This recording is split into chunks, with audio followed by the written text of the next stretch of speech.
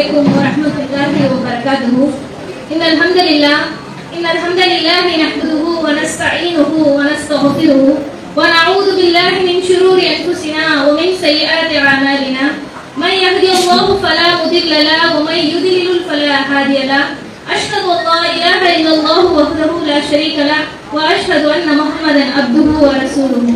يا أيها الناس اتقوا ربكم الذي خلقكم من نفس واحدة وخلق منها زوجها وبث منهما رجالا كثيرا ونساء واتقوا الله الذي تساءلون به والأرحام إن الله كان عليكم رقيبا.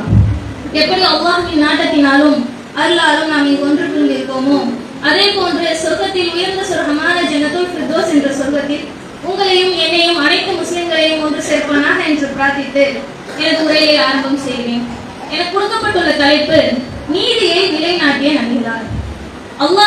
அல்லாஹ்வுடைய தூதரும் அனைத்து விஷயங்களையும் நமக்கு போதித்துள்ளார்.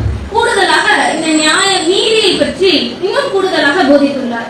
எப்படி என்று சொன்னால், நபி ஸல்லல்லாஹு அலைஹி வஸல்லம் அவர்களுடைய காலத்தில் குறைஷி குலத்தை சார்ந்த ஒரு பெண் திருடிவிட்டார். குறைஷி குலம் என்றால் உயர்ந்த குலம், தாழ்ந்த குலம், பலவீனமான குலம் என்று இரு குலம் இருந்திருக்கிறது. அந்த குறைஷி குலத்தை சார்ந்த ஒரு பெண் திருடிவிட்டார். அவர் திருடிவிட்டு உயர்ந்த குலத்தை சார்ந்தவங்க திருடி விட்டாங்க. நபி ஸல்லல்லாஹு அலைஹி வஸல்லம் அவங்கள்ட்ட போய் யார் பரிந்துரைப்பா, இந்த மாதிரி உயர்ந்த குலத்தை சார்ந்தவங்க திருடி விட்டாங்க அப்படின்னு சொல்லி போய் கேட்கும்போது அவர்களுடைய செல்ல பிள்ளையான உஸாமா ரலியல்லாஹு அன்ஹு அவர்களை தேர்வு செய்து அவர்களை நபி ஸல்லல்லாஹு அலைஹி வஸல்லம் அவங்கள்ட்ட போய் பரிந்துரை செய்ய சொல்லிட்டாங்க.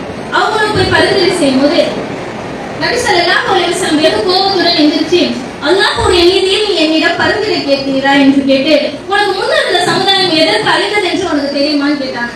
என்ன அழிந்தது என்று எதற்கு தெரியுமான்னு கேட்கும்போது அவர்கள் சொன்னார்கள், அவர்கள் உயர்ந்த குலத்திற்கு ஒரு தீர்ப்பையும் தாழ்ந்த குலத்திற்கு ஒரு தீர்ப்பையும் வழங்கினதுனால அல்லாஹ் அவர்களுடைய சமூகத்தை அழிச்சான் அப்படின்னு சொன்னாங்க.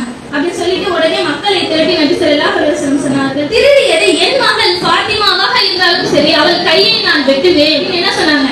அவங்க சொன்னாங்க, அவர்களுடைய நீதி எவ்வாறு அமைந்தது என்று அந்த ஒரு விஷயத்தில் நாம் பார்க்கலாம். இன்றைய காலகட்டத்தில் அரசியலாக இருக்கட்டும், உயர்ந்த பதவியில் இருப்பவர்களாக இருக்கட்டும், அரசியல் உள்ள பதவியில் இருப்பவர்களாக இருக்கட்டும், நியாயமாக நடக்கிறார்களா என்று பார்த்தால் கிடையவே கிடையாது. அவர்களுக்கு ஒரு தனி ரூல்ஸ் அண்ட் ரெகுலேஷன். முக்கியமாக அவர்களாக இருந்தாலும் சரி, அவர்களுடைய பிள்ளைகளாக இருந்தாலும் சரி, பிள்ளைகள் முக்கியமாக பெண்கள் விஷயத்தில் தப்பு செய்யும் போது என்ன பண்றாங்க?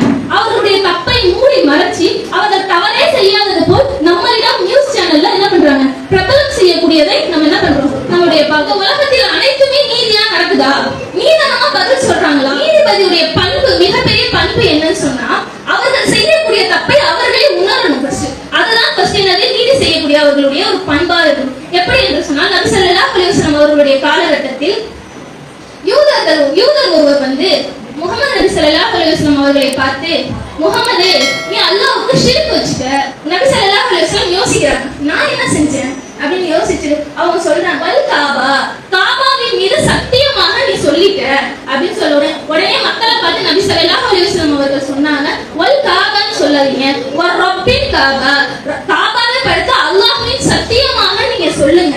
என்ன பண்றாங்க? சொன்னோம் அவர்களுடைய தவறை அவர்களே அந்த நேரத்தில் சரி செய்யக்கூடியவர்களாக தான் என்னது நபி ஸல்லல்லாஹு அலைஹி வஸல்லம் அவர்கள் இருந்தார்கள். அல்லாஹ் திருமறை குர்ஆனில் ஒரு வசனத்தில் சொல்கிறான், 4வது அத்தியாயம் 135வது வசனம், யா அய்யுஹல்லதீன ஆமனூ குனூ வகவாவின பில் கிஸ்தி, நம்பிக்கை கொண்டோரே, உங்களுக்கோ உறவினருக்கோ பெற்றோருக்கோ பாதகமாக இருந்தாலும் சரி, ஷுஹதாஉல்லாஹு அலா அன்ஃபுஸிஹிம் வல் வாலிதைனி வஅக்ரபீன, நீதியை நிலைநாட்டுவோராகவும் அல்லாஹ்வுக்கு சாட்சி கூறுபவராகவும் ஆகிவிடுங்கள். தீர்ப்பு நம்மளுக்கே பாதகமா இருந்தாலும் சரி, அந்த தீர்ப்பை நீ சொல்லியே ஆக வேண்டும். என்ன சொல்றான்? அல்லாஹ் திருமறை குர்ஆனிலே நமக்கு என்ன பண்றான்? கட்டளை இடுகிறான். இந்த காலத்தில் அப்படி இருக்கிறோம் என்று பார்த்தால் கிடையாது.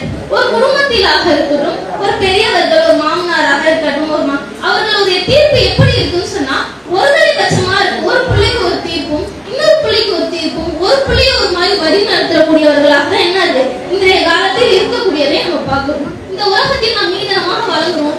நம் நீதத்தை கரெக்டா கடைபிடிச்சிருக்கோம்னா நம்மளுக்கு மறுமையில் என்ன இருக்கு அப்படின்னு பார்த்தா, மஹ்ஷருடைய மைதானத்தில் அர்ஷ் என்ற நிலை வச்சிருக்கோம். மஹ்ஷருடைய மைதானத்தில் நாம எப்படி இருக்கோம் நம்மளே அறிஞ்சிக்க முடியாது. இப்ப நார்மலா நம்ம டிராவல் பண்ணி போயிட்டு இருக்கும்போது வெயில் நிறைய இருக்குன்னா ஒரு ஓரம் பார்த்து ஒதுங்கி நிற்கக்கூடிய மக்களாக தான் நம்ம இருக்கோம்.